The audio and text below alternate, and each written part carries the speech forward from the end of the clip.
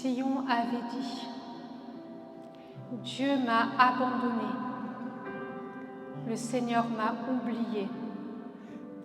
Une femme oublie-t-elle son petit enfant? Est-elle sans pitié pour le fils de ses entrailles?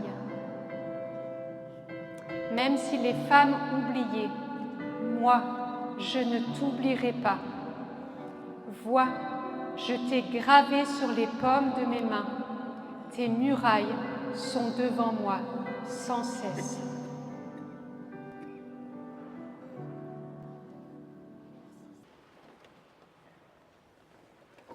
Alors, qui c'est qui nous a rejoints ce soir? N'hésitez pas, juste ça permet de vérifier. Ok. Soyez les bienvenus en tout cas. Alors, je ne sais pas pour les autres, en tout cas nous on est là depuis ce matin, mais en même temps nous on n'avait pas trop le choix que d'être là depuis ce matin, mais je trouve que la journée est passée super vite. Là je suis en train de me dire en fait quand on est avec vous et quand on est dans la gloire de Dieu, bon en fait le temps il passe super vite quoi. Du coup le thème pour la journée c'était juste ce verset-là, j'ai élargi un petit peu le verset parce qu'il y a des choses super intéressantes. Mais c'était « Vois, je t'ai gravé sur les paumes de mes mains ». Je ne sais pas vous, qu'est-ce que ça vous fait quand vous entendez, en tout cas, ou quand vous lisez peut-être ce verset-là? C'est puissant. Je ne sais même pas comment est-ce qu'on va en parler, parce qu'en vrai, je me dis, c'est un truc de dingue. Enfin, je ne sais pas vous, je suis désolée, bon, il y en a qui me connaissent maintenant depuis ce matin, donc si je m'emballe, ce qui est bien, c'est que vous allez être super miséricordieux. J'étais regarder un petit peu étymologiquement certains mots et il y a des choses hyper intéressantes. Vous allez voir, ça va nous apprendre plein de choses. Je relis quand même un tout petit peu, mais Sion avait dit « Dieu m'a abandonné, le Seigneur m'a oublié ». J'ai rien que ça. Je sais pas, de temps en temps, on a ces mêmes styles de pensée. Rappelez-vous, pour ceux qui se sont convertis entre-temps, pas forcément ceux qui sont dans la foi depuis toujours, quoique, on a des fois ces mêmes pensées-là quand on traverse des épreuves. C'est peut-être que Dieu m'a oublié. Quand il est dit « Dieu m'a abandonné », du coup, c'est beaucoup plus large que simplement « abandonné ». C'est « je t'ai quitté »,« je t'ai délaissé ».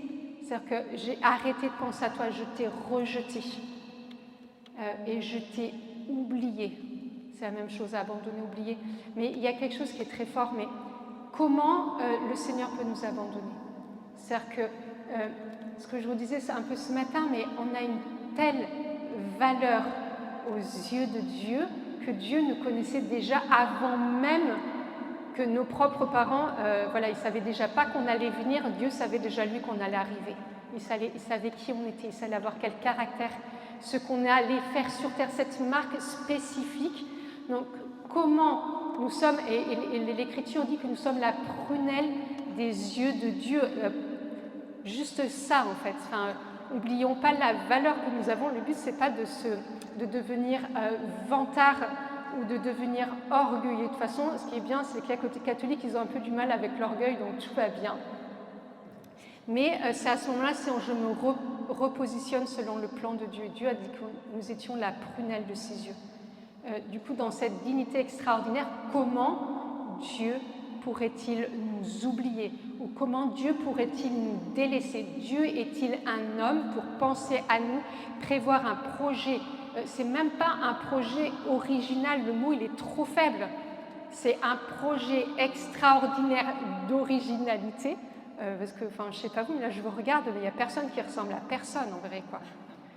Et on peut faire ça avec à peu près les milliards de personnes sur Terre. Je ne sais plus combien on est en comptant tous ceux avant nous et tous ceux après nous, mais il y a une telle puissance d'originalité que nous, déjà, quand on fait un peu d'originalité, ça va très vite, on ne sait plus quoi faire. Il n'y a vraiment que les artistes qui ont tout le temps des idées. Dieu est le plus grand artiste que le monde ait porté. Comment Dieu pourrait-il nous délaisser ou nous rejeter? C'est-à-dire que si Dieu nous rejette, c'est qu'à un moment, il nous met loin de lui. Dieu ne peut pas faire ça. Par contre, nous, c'est clair, c'est que parfois, nous pouvons nous mettre de la distance entre Dieu et nous. Et c'est un choix de notre part. Pour plein de raisons. Des fois, on ne se sent pas digne.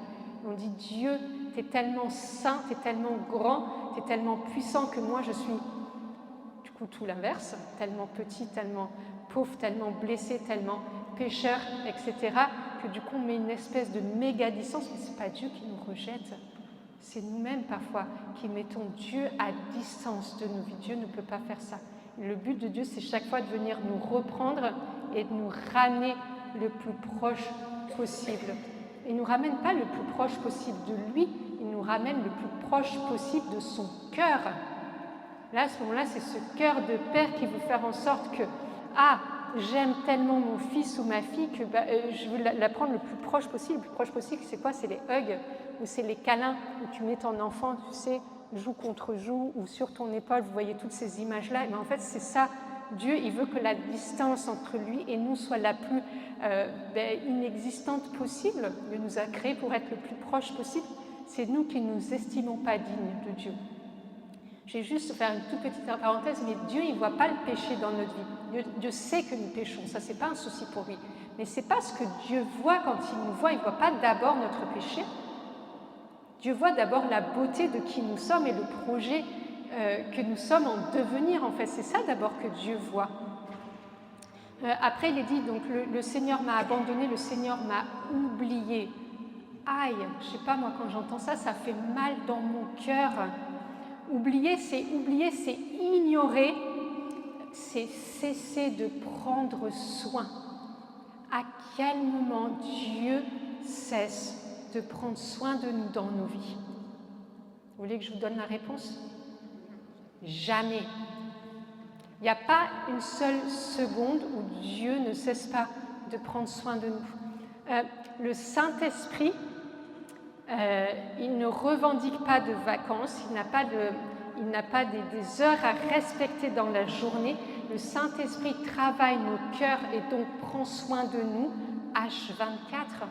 Il n'y a pas une seconde où le Saint-Esprit n'est pas en train de réparer, retordre pour remettre bien droit, etc. C'est ça qu'il fait dans nos vies. Il ne cesse jamais de prendre soin de nous. Le Père passe son temps à prendre soin de nous, à prendre soin de nos cœurs, à prendre soin de notre âme. En fait, si Dieu, à un moment, détourne son regard de nous, on cesse d'exister. Si Dieu, un seul instant, nous oublie, on cesse d'exister. C'est-à-dire que c'est impossible dans ce cas-là que Dieu puisse nous oublier. Nous, on peut régulièrement arrêter de penser à quelqu'un, la personne ne va pas cesser d'exister. Si Dieu fait ça, on cesse d'exister. C'est ultra puissant de réaliser ça, c'est-à-dire que si à un moment, Dieu cesse de penser juste à nous, on n'existe plus. Et il y a dans ce oublier, il y a ce terme qui me fait beaucoup rire, mais le terme flétrir. Si Dieu cesse de penser à nous et de prendre soin de nous, en fait, en gros, l'image que j'avais, c'est qu'on va devenir comme des salades qui ont été oubliées au fin fond du frigidaire et qu'on retrouve flétries. Dieu ne veut pas que nos âmes soient flétries, Dieu veut que nos âmes elles soient belles et resplendissantes et qu'elles rayonnent et qu'elles donnent envie encore à ceux qui ne connaissent pas Dieu. Et si à un moment, dans le sens inverse, nous coupons de la source de Dieu qui nous donne la santé, qui prend soin de nous, c'est un moment où nous nous coupons de cette racine nourricière qu'est Dieu, on va devenir comme la vieille salade qu'on a oubliée au fin fond du frigo, on va devenir toute flétrie et toute flagada. Ça passe dans les deux sens. On a besoin de cet aspect nourricier de la part de Dieu. Donc, je nous en supplie en ce soir, soyons mieux quand même que des salades qui ont été oubliées. Moi, je ne veux pas voir l'état de mon âme comme ça. Et c'est là où quand on se regreffe tout à coup, il y a une dimension tout à coup, c'est on reprend vie. Enfin, je pense qu'il n'y a pas d'autre mot, on reprend vie. Une femme oublie-t-elle son petit enfant? Est-elle sans pitié pour le fils de ses entrailles? On a aujourd'hui une connotation assez péjorative quand même du mot pitié, mais c'est beaucoup plus profond que ça, quoi. C'est vraiment cet amour profond, c'est la miséricorde, c'est la compassion. Et du coup, comment une mère peut-elle ne pas aimer plus que sa propre vie, la chair de sa chair. Et Dieu nous aime encore plus que ça. Et pourtant, quand on voit la capacité de sacrifice d'un père ou d'une mère pour ses enfants, il n'y a rien de plus beau.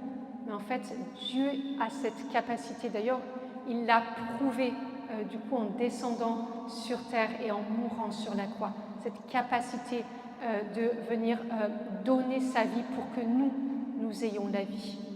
Il y a cette capacité dans cette pitié de Dieu. Et après, même si les femmes oubliaient, moi je ne t'oublierai pas, vois, je t'ai gravé sur les paumes de mes mains. Vous savez, quand c'est gravé, c'est assez extraordinaire. Il y a certaines traductions, mais qui sont aussi justes, même si ce n'est pas les traductions que vous trouvez dans la Bible, mais forcément, c'est j'ai gravé ton nom dans la paume de mes mains. Simplement parce que le nom, c'est qui nous sommes. Quand on parle de nom dans la Bible, ça dit vraiment l'essence de notre mission qui nous sommes. Donc le nom, c'est juste nous, et c'est la même chose. Mais en fait, dans le terme gravé, c'est inscrire, c'est indélébile. C'est pas, vous savez, comme vous voulez faire des tatous à des enfants, après ils passent la main sous l'eau et en fait le tatou s'enlève. Quand Dieu a inscrit notre nom sur la paume de nos mains, c'est indélébile. C'est-à-dire que chaque fois, Dieu pense sans arrêt à nous quand il voit ses mains. Je rappelle que Dieu n'a pas de corps, on est d'accord. Mais du coup, c'est tellement imagé, c'est-à-dire que Dieu a notre nom en permanence devant ses yeux. Et ce n'est pas quelque chose qui s'enlève, c'est indélébile, c'est inscrit et c'est comme une loi, c'est quelque chose qui a été décrété. Une loi, il faut quelque chose pour l'enlever en fait. Une loi, c'est inscrit, c'est inscrit. Nos noms, ce que nous sommes, écoutez bien, mais nous sommes inscrits dans la paume des mains de Dieu. Si ce soir tu doutais encore de la valeur de ta vie, imagine que ton nom, donc moi le mien, moi c'est Tabitha, bon c'est un peu long, mais Tabitha est écrit dans la paume des mains de Dieu, c'est génial. Bon, je ne sais pas si, alors pardon, je fais juste une petite pause, mais est-ce que ça vous enthousiasme? Oh, c'est timide. Ouais? Vous êtes sûr? Est-ce que vous croyez à cette valeur-là? Pardon, moi je pars bientôt, je pars demain matin. J'ai besoin d'être convaincue qu'ici à Montpellier, du coup, ceux qui sont là, ils sont convaincus de leur valeur aux yeux de Dieu, quoi. Est-ce qu'on peut avoir juste un amen ce soir de... Ok, le volume était pas trop mal, c'est bien, merci. Mais vous imaginez, donc on est gravé, et il y a plusieurs autres endroits en fait où c'est inscrit que nos noms sont inscrits dans les cieux. Notre nom est inscrit dans le livre de vie. Ça, c'est rien plus ni moins en fait la valeur. Si à un moment notre Dieu cesse de penser à nous, notre nom va être enlevé. Et comme Dieu ne peut pas arrêter de penser à nous, du coup, nos noms vont continuer à être inscrits dans le livre de vie. En fait, là, j'ai juste pris les mots. On va quand même un petit peu, je ne vais pas être très longue. Moi, j'ai une question pour vous, parce que du coup, apparemment, en ce moment-là, vous êtes encore un petit peu, rêviez un peu. Est-ce que Dieu peut nous oublier? Non. Je crois l'avoir entendu un oui, mais je pense... Non, je repose ma question. Est-ce que Dieu peut nous oublier? Non. Ok, merci, vous me rassurez beaucoup. Sur le plan humain, on peut avoir vécu l'abandon. Et peut-être parmi vous en ont vécu, que ce soit petit, vous n'avez pas connu vos parents, vous avez été abandonnés, ou parfois certains abandons sont des décès et sont vécus comme des abandons. Les parents, ils sont pour rien, mais ça peut vraiment être vécu comme des abandons. Mais ça peut être des abandons plus grands, des parents qui partent ados, ou des conjoints qui partent. Il y a un véritable abandon et donc du coup il y a un processus à vivre. Donc humainement, on peut avoir vécu l'abandon, et l'abandon derrière engendre un certain nombre de choses. Dieu n'est pas responsable des défaillances de nos parents. Dieu n'est pas responsable des défaillances, par exemple, de nos conjoints, des trahisons de nos amis. Je ne sais pas pourquoi je vous dis ça, mais je crois que c'est important aussi. Dieu n'est pas responsable. Par contre, Dieu reste Dieu, et que parfois, en fait, dans nos projections, on a l'impression que si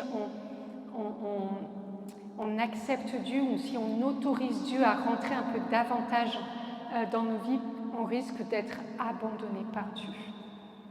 Et du coup, je parlais ce matin un peu du cœur d'orphelin. En fait, le sentiment d'abandon chez certains, il est tellement fort que du coup, on n'autorise pas Dieu à rentrer un peu plus loin. Dieu n'est pas un homme, Dieu n'est pas une femme, Dieu est Dieu. Et que justement, ce verset nous rappelle que justement, Dieu, il y a une incapacité en Dieu de nous abandonner. Je ne sais pas si vous imaginez qu'aux yeux de Dieu, nous sommes des pures merveilles. Enfin, je sais que vous n'êtes pas complètement convaincus. Peut-être qu'à la fin de cette soirée, vous serez complètement convaincus que vous êtes des pures merveilles dans le plan et dans le projet de Dieu. Dieu ne peut pas lâcher la prunelle de ses yeux. Dieu ne peut pas abandonner son projet le plus incroyable. Et vous savez ce qui donne aussi la force du coup à certains chrétiens d'aller chercher les personnes qui nous paraissent le moins aimables? C'est celui-là, c'est que Dieu n'abandonne personne parce que nous sommes tous des créatures incroyablement dignes, même si nous, quand nous regardons la vie de certaines personnes, nous les jugeons inaptes et qu'on a des fois l'impression que certaines personnes sont inhumaines dans le sens plein du terme. Dieu a donné sa vie aussi pour ces personnes et Dieu n'oublie pas ces personnes. Et du coup, il y a une capacité dans l'être humain à les chercher aussi. Une fois qu'on a fait cette expérience que Dieu est venu nous chercher du bourbier où on était, alors on sait que en fait, la capacité de Dieu, c'est de n'oublier personne. Nous sommes capables du coup d'être des témoins pour aller chercher ceux qui sont les moins aimables à nos yeux, pas aux yeux de Dieu. Dieu, en fait, nous voit que la bonté, ça ne veut pas dire que Dieu est, comment est-ce qu'on dit, Dieu oublie la partie justement à travailler, à sortir du péché, tout le chemin de sanctification, tout le chemin de grâce, etc. Dieu en est conscient et il voit beaucoup plus loin que ce que nous voyons. C'est pour ça que, même ça n'avait rien à voir, mais du coup d'apprendre à demander au Seigneur d'ouvrir en fait notre intelligence spirituelle même pour voir les uns et les autres. Et pour ceux qui étaient là cet après-midi, prier les uns pour les autres, c'est un moment se mettre sous le regard de Dieu en disant « Dieu, j'accepte le regard que tu poses sur mon frère et sur ma sœur, même si moi, en fait, le regard que je pose est peut-être très limité. Peut-être que je vois le truc qui m'agace chez mon frère ou chez ma sœur, mais alors que Dieu, en fait, le regard qu'il pose sur lui est un regard profondément bienveillant, profondément aimant, profondément amoureux. Et n'ayons pas peur de lui dire, Dieu est Dieu amoureux de sa créature, il nous a créé, il est tellement amoureux qu'il est fou amoureux et qu'on voit jusqu'où la folie de Dieu l'a emmené, c'est-à-dire jusqu'à la croix. Ça, c'est la folie de Dieu, la folie amoureuse. Des fois, pour les gens qu'on aime, on est capable de faire des folies, ça sera toujours peu par rapport à la folie de Dieu. Donc, Dieu ne peut pas nous oublier. Et ces quelques versets aussi nous disent que Dieu est un cœur de père aux entrailles de mère. N'oublions aussi jamais ça, en fait. Nous avons besoin de toucher, et là c'est de toucher du doigt, toucher concrètement la paternité de Dieu, mais de toucher concrètement les entrailles de miséricorde de mère de ce Dieu-là. Dieu est capable à la fois de nous relever parce qu'on a besoin de faire une expérience de paternité de Dieu et on voit comment humainement le manque de père ça peut faire vriller des vies. Il y a des choses où on sent que la colonne vertébrale elle n'est pas assez stabilisée parce qu'il manque d'une présence paternelle dans la vie. Et on a besoin de cette expérience de père et on ne peut pas faire l'impasse pour aucun d'entre nous sur l'expérience de paternité de Dieu. C'est ça qui nous remet debout et c'est ça qui nous redonne une colonne vertébrale. Il y a une puissance de restauration au travers de la paternité de Dieu. Et Dieu nous renvoie, parce que c'est ça que fait le Père, il nous remet debout, il nous dit qu'il nous aime, il nous dit qu'il a confiance en nous et du coup il est capable de nous envoyer. Mais par contre, Dieu, avec les entrailles de mère, est capable de nous dire, mon enfant, viens, tu as besoin d'un gros câlin et je te prends sur mes bras et je te prends dans mes bras et je te mets sur mes genoux. Et on a besoin de faire l'expérience que quand on en a besoin de monter sur les genoux du Père et d'être savoir cette liberté des enfants qui sont capables de dire « Papa, maintenant je grimpe sur tes genoux et j'ai besoin d'un câlin ». On ne sera pas trop grand pour monter sur les genoux du Père pour demander un câlin, jamais, peu importe l'âge qu'on a. Des fois on se dit c'est plus facile quand on a 20 ans de faire cette expérience-là. Je ne suis pas si sûre que ça. Moi j'ai vu depuis des personnes, on va dire déjà la retraite est bien avancée, du coup, qui avait une confiance filiale qui était tellement belle. Et quand Jésus dit qu'il nous faut redevenir comme des petits-enfants, c'est pas devenir inintelligent, c'est re-rentrer dans cette simplicité des enfants. Sinon, c'est ok, je sais que tu es mon père, mais je suis assez grand pour me débrouiller tout seul. Et quand ça va pas, au lieu de monter sur tes genoux et demander un gros câlin et demander une direction, etc., c'est je vais me débrouiller tout seul. Et on voit que se débrouiller tout seul, parfois, on n'y arrive pas, tout simplement. On n'y arrive pas. Et que le Père, il est là, qu'il attend. Et qu'on a besoin de faire cette expérience de tendresse, en fait, de Dieu. La tendresse, c'est une facette particulière de l'amour de Dieu, mais qui est tout aussi puissante. Il y en a qui ont parlé aujourd'hui d'avoir l'impression d'être comme... je ne sais pas plus quels étaient les mots qui étaient utilisés, mais d'être comme environné. Moi, je veux dire, aller coucouner. Tu as l'impression d'être dans un cocon parce que tout à coup, la présence de Dieu t'enveloppe. C'est jour après jour, on a besoin d'apprendre à demeurer dans cette douceur, dans cette tendresse, dans cet amour maternel de Dieu. On a besoin. Notre âme en a besoin, notre cœur en a besoin. Et du coup, de pouvoir aussi retrouver les passages dans la Bible, voilà, qui nous dit comme un nourrisson. Je t'ai élevé jusqu'à moi comme un nourrisson, voilà, que l'on caresse. Il y a beaucoup de passages qui nous parlent de cette tendresse maternelle où Dieu se compare à une mère. Il y a aussi beaucoup de passages où Dieu parle de cette paternité pour nos vies. Donc voilà. Et puis, toujours la question, voilà, vois, je t'ai gravé sur les paumes de mes mains. Là, quand on parle de la paume des mains de Dieu, en fait, la main, c'est vraiment la protection. Je me mets sous la protection de Dieu. Même si je regarde, je me dis, ah, c'est super, mon nom est marqué. Mais d'apprendre, en fait, à demeurer sous la protection de Dieu, ne pas se retirer de la protection de Dieu. Mais la main, c'est aussi le signe de la bénédiction. Ne pas se retirer de la bénédiction de Dieu et continuer d'entendre Dieu dire du bien sur nos vies. Parce que finalement, c'est ça les bénédictions. Et on passe notre temps à dire « Oh Dieu, bénis-moi, oh Dieu, bénis-moi, oh Dieu, bénis-moi ». Mais en fait, Dieu dit du bien de toi en permanence. Et du coup, on a besoin de se... surtout quand ça ne va pas, se dire bah « Là, j'entends plus rien, mais... voilà, soit je me replonge dans ce que Dieu a déjà dit sur ma vie, soit je me plonge dans la Bible. Il y a des milliers de bénédictions sur la Bible, elles sont toutes pour moi. Enfin, je veux dire, la Bible, c'est pas que pour les autres, c'est pas, voilà, il y a toutes ces bénédictions. Et c'est aussi la protection. La main, voilà, c'est cette... mais c'est... ouais, c'est ça. En fait, je l'ai déjà dit, mais c'est pas grave, mais... du coup, cette protection où tout à coup Dieu va faire aussi advenir sa puissance et son autorité. À un moment, je ne sais plus quoi faire parce que je suis en difficulté, du coup je permets à Dieu, parce qu'il est Père pour ma vie justement, parce qu'il ne m'oublie pas de se lever, et Dieu combat pour nous, rappelez-vous. Celui qui combat pour nous, c'est l'Éternel des armées. Et des fois, nous essayons de sortir de certaines difficultés de nos vies par nos propres forces, par nos propres moyens. Rappelons-nous que si nous nous mettons sous la protection de Dieu, alors Dieu est capable de se lever pour nous dans n'importe quelle situation. C'est dur, quand nous vivons certaines situations, de garder nos bouches fermées et de ne pas nous justifier. Waouh! Des fois, c'est vraiment dur. Et des fois, il y a besoin de laisser Dieu nous justifier. Parce que c'est Dieu qui est notre Père. Et que du coup, c'est son rôle de Père, à un moment, de prendre le relais sur certaines situations. Ça ne se fera pas forcément comme on l'a voulu.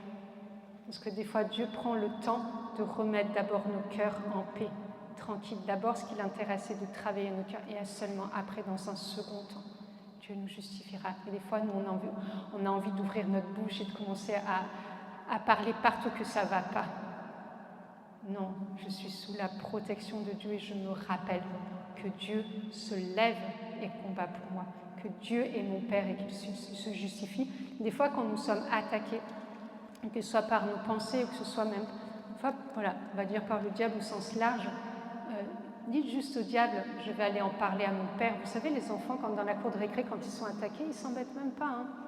C'est fais attention, je vais le dire à mon papa, quoi. C'est ok, lève-toi, t'as un père.